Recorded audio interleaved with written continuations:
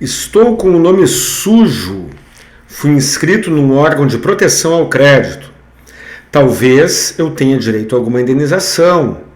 E mais, tem outros vídeos aqui no canal que falam sobre isso, mas hoje eu trago uma novidade, uma evolução na jurisprudência sobre o tema, ação de dano moral contra os órgãos de proteção ao crédito por falta da devida comunicação prévia. Meu nome é Guilherme Colim, do canal Saiba Direito, sócio do escritório Colim, Ramos e Jesus Advogados. Por favor, se inscreva aqui no canal, ative as notificações, por favor, curta, compartilhe, comente. Por favor, não pule as propagandas, mas principalmente compartilhe. Copie aqui o link do vídeo, mande para os seus amigos de toda a sua lista do WhatsApp, que isso poderá ajudá-los bastante. Vamos lá. Tenho outros vídeos aqui no canal, deixarei nos cards aqui em cima e lá no final do vídeo também, a explicação sobre a ação de dano moral contra os órgãos de proteção ao crédito por falta da devida comunicação prévia. Nos outros vídeos, que eu explico melhor, mas a grosso modo, qual é a informação que eles carregam, o que eu trago. Artigo 43, parágrafo 2º do Código de Defesa do Consumidor, diz que o consumidor deve ser comunicado por escrito antes de que o órgão de proteção ao crédito divulgue alguma informação a seu respeito. Isso está na lei e já há mais de 20 anos o Poder Judiciário vem aplicando reiteradas condenações contra os órgãos de proteção ao crédito. Não é contra a empresa. Você contraiu uma dívida com a empresa X, o banco tal, a loja tal, não interessa. Aí você teve o seu nome negativado em algum banco de proteção ao crédito, algum órgão de proteção ao crédito. A ação não é contra o credor. E mais, não interessa se você pagou ou não pagou aquela dívida. É óbvio que caso a dívida seja indevida, caso você tenha pago a dívida e tenha sido negativado igual, você terá mais motivos para ser indenizado.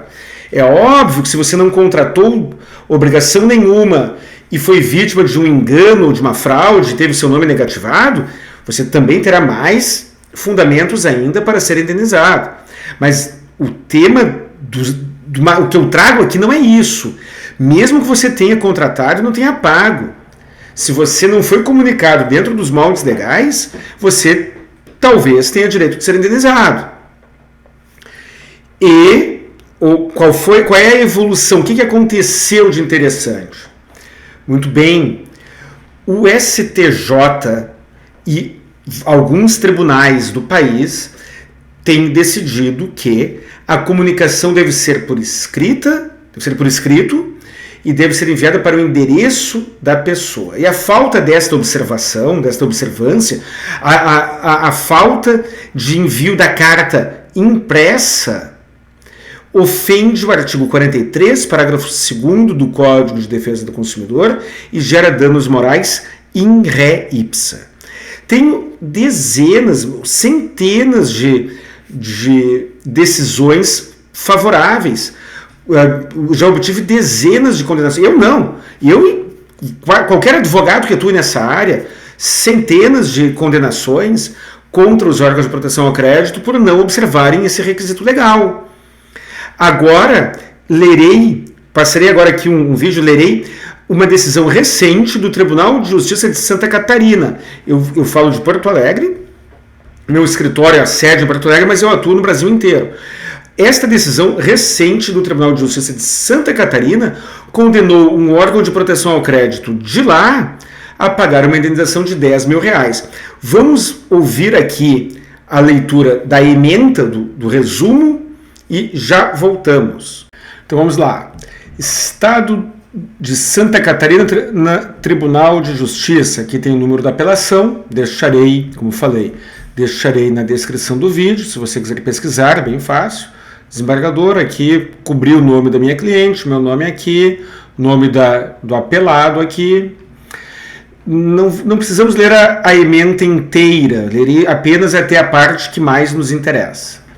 Vamos lá. Apelação, ação de reparação por danos morais, cumulada com a obrigação de não fazer, com pedido de tutela de urgência e repetição de indébito, sentença de improcedência, insurgência da parte autora pleiteada, a indenização por danos morais, ao argumento de que não houve notificação prévia à inscrição nos cadastros de proteção ao crédito. Tese acolhida, comunicado que foi encaminhado tão somente ao e-mail da autora. Impossibilidade de notificação a que alude o artigo 43, parágrafo 2º do Código de Defesa do Consumidor, que exige intimação enviada ao endereço da consumidora.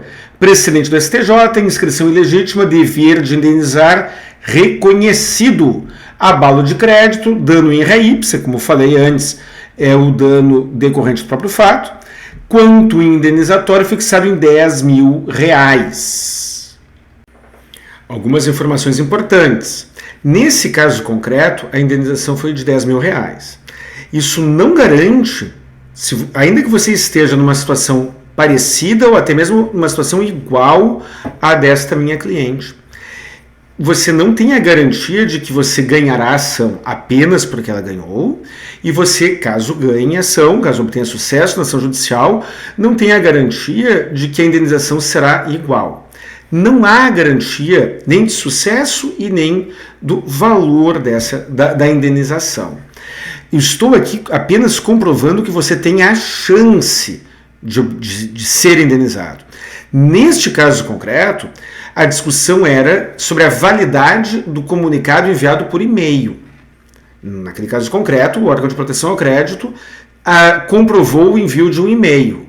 Mas existem outras questões, outras variáveis que também são discutidas no tema dano moral por falta de comunicação prévia.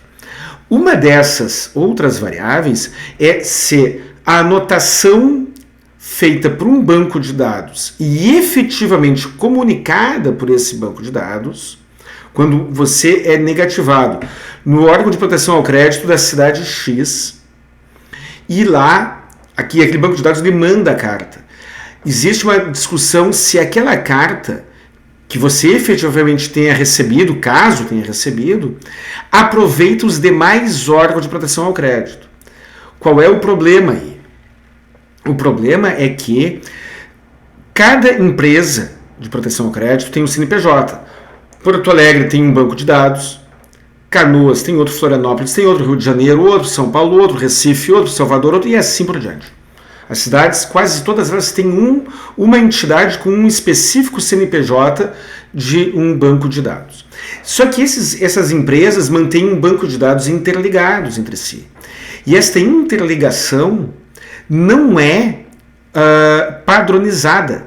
É possível que você compre e não pague numa loja vinculada ao órgão de proteção ao crédito de uma cidade qualquer. E aí você terá o seu nome negativado junto ao órgão de proteção ao crédito ao qual aquela loja é vinculada. E aí você, um mês, 2 meses, uma semana depois, tal, quanto tempo depois de feito o registro negativo, você talvez vá na cidade vizinha, ou no estado vizinho, sei lá aonde, e talvez aquela loja daquela cidade vizinha não tenha recebido a informação de que o seu nome está sujo, e você consiga aprovar o crédito. E aí talvez, uma semana depois, você vai em alguma outra loja, de alguma outra cidade, quem sabe. E aí você terá o crédito negado. Existe esse compartilhamento não padronizado de informações entre os diferentes órgãos de proteção ao crédito. E esse compartilhamento não padronizado gera um problemão, porque o órgão de proteção ao crédito tem o dever de comunicar antes de divulgar a informação. Mas se você foi negativado pelo órgão de proteção ao crédito de São Paulo, e você está em Florianópolis, em Santa Catarina, e digamos que você tivesse recebido a carta lá do banco de dados original, lá de São Paulo, você não tem obrigação de saber que o órgão de proteção ao crédito de Santa Catarina, ou de Curitiba, ou do Rio de Janeiro, ou de qualquer lugar, também terá acesso e também repassará aquela informação. E aí, nesse caso, você poderá ajuizar uma ação judicial não contra o órgão de proteção ao crédito originário, e sim contra aquele que prestou a informação onde você teve o crédito negado, que é o caso da decisão que eu li agora há pouco. A decisão que eu li agora há pouco é de uma cliente minha que mora em Porto Alegre. ela mora em Porto Alegre, foi negativada no banco de dados aqui de Porto Alegre, mas o órgão de proteção ao crédito de uma cidade lá de Santa Catarina estava divulgando a informação. E aí, naquele caso, ela recebeu o comunicado por e-mail e não serviu. Mas lerei agora aqui um outro julgado, uma outra decisão que também condenou o órgão de proteção ao crédito a indenizar, e ali a discussão era exatamente a que falei agora há pouco. Se a carta supostamente enviada por um banco de dados aproveita aos demais. Vamos dar uma olhada, lerei agora aqui esta segunda decisão. Então vamos lá, olha só. Este aqui é o acórdão, é o voto do caso que li agora há pouco. O que foi fundamentado aqui? Além disso, ao abrir o cadastro do consumidor, a entidade, ainda quando apenas esteja reproduzindo negativação oriunda de outra, deverá encaminhar nova notificação ao consumidor, sob pena de ela própria vulnerar o disposto do artigo 43, parágrafo 2º do Código de Defesa do Consumidor. Ou seja, mesmo que a entidade subscritora da negativação tenha notificado o consumidor, então é aquilo que eu falei antes, né? O órgão de proteção ao crédito original mandou a carta, digamos que tenha mandado. Né? O que foi decidido aqui? Mesmo que a entidade subscritora da negativação tenha notificado o consumidor, as demais entidades que venham a reproduzir o conteúdo do examinador não estarão exoneradas do dever de assim proceder também, sob pena de ofensa à lei consumeirista. E aqui segue a fundamentação, a desembargadora diz que tinha decidido esse sentido diferente no passado, mas que mudou o entendimento dela, tendo sido influenciada pelo recurso especial número 1.061.134, 1061.134 do Rio Grande do Sul, recurso lá do STJ, você pode buscar também. E vamos ver aqui a indenização. Acerca do valor a ser fixado, o título de indenização é se disso que a legislação, se disso é que significa conhecido por todos, sabido de todos, né? É se disso que a legislação em vigor não estabelece critérios objetivos, e assim ela vai desenvolvendo a argumentação dela, e aí no final ela fixa a indenização também em R$10.000, mais uma indenização de R$10.000 por falta de comunicação prévia dentro dos moldes legais. Então, o que nós vimos aqui? Li duas decisões, casualmente as duas do Tribunal de Justiça de Santa Catarina, em que os autores, em que os consumidores são do Rio Grande do Sul. Esses dois casos são de pessoas. Na primeira, ela supostamente foi comunicada por e-mail, o que não é suficiente.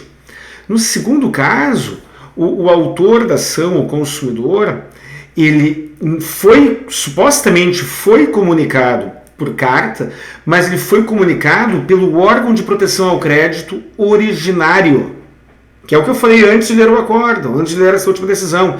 Ele supostamente foi comunicado pelo banco de dados em que o comerciante que efetuou o registro negativo residia, né, na cidade originária.